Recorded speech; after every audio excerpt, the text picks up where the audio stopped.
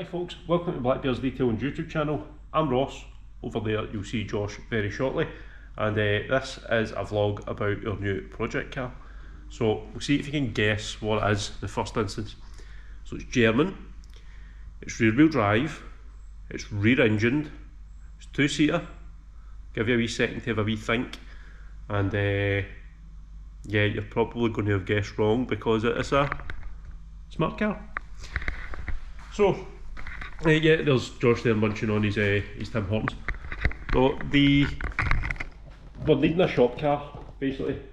Loads are running about, and yeah, just decided to go for something really small, easy to get into the unit if the unit's packed, and something that's really fuel efficient, extremely cheap, and this is.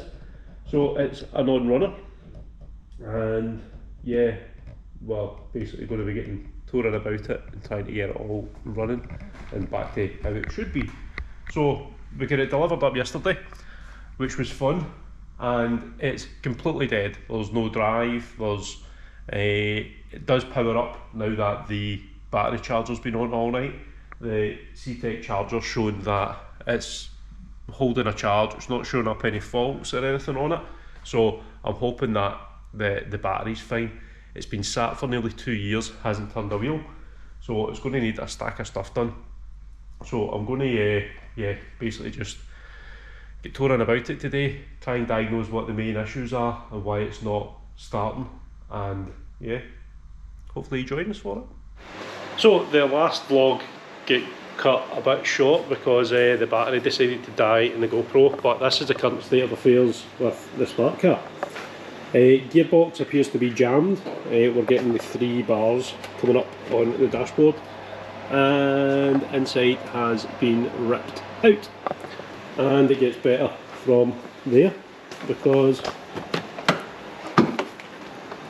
I've had to pretty much disassemble the full half section of the engine in there to get to this, which is the gear selector motor, which I believe is jammed in between gears. And then it gets worse again because this bolt that you might be able to see just right there has decided it didn't want to be a bolt anymore. It wanted to be circular and is completely rounded in place. So to get to it, I had to strip off a whole bunch of other stuff, remove the clutch actuator, which is now here, and as anticipated, those bolts decided they didn't want to be bolts anymore and decided to shear. So you can see up there, just where the camera's touching, all these have sheared off. So it's been parked up, and I've been gradually putting helpings of WD and masses of heat just to get it saturated the full way through to make sure that there's no rust bonding them together before I try and make any attempt to remove them, because the last thing I want to start doing is drilling in there because I'm very limited with space under here. So yeah, that is the fun and games. So once we can get all that sorted, I can get all this back together and then give it a right good proper clean up, see what else is needing done to it. I've got a cracked spring in the back, so I need to get that replaced. And Alan, who you've probably not seen on vlogs before, who's working on the wheel in this Mini, pretending he's not listening because his camera's shy, he will have the fun of vacuuming out the full inside of this, but it should be easy enough because the seats are off it, or out it, and yeah, give this a proper deep clean whilst the seats, everything are all out, get all this wet vaxed out. Josh will take care of the seats for me whilst I get on with the mechanical stuff.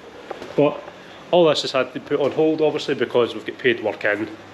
Customers' cars always come first, so we are working, well, this Focus is pretty much finished. This just needs a layer of C2V3 on it. This Mini in for yearly protection detail.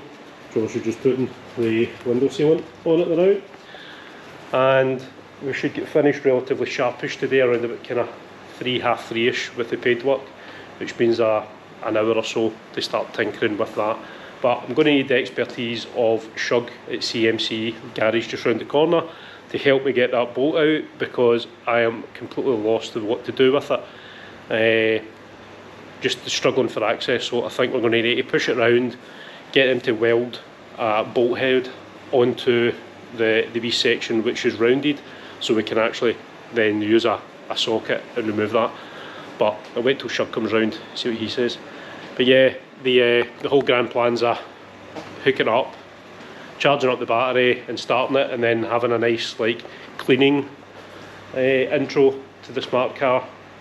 Yeah, that just didn't happen, and then the battery decided to kill itself in the GoPro, so a new battery installed in that. And yeah, so this is where we're currently at with the smart car.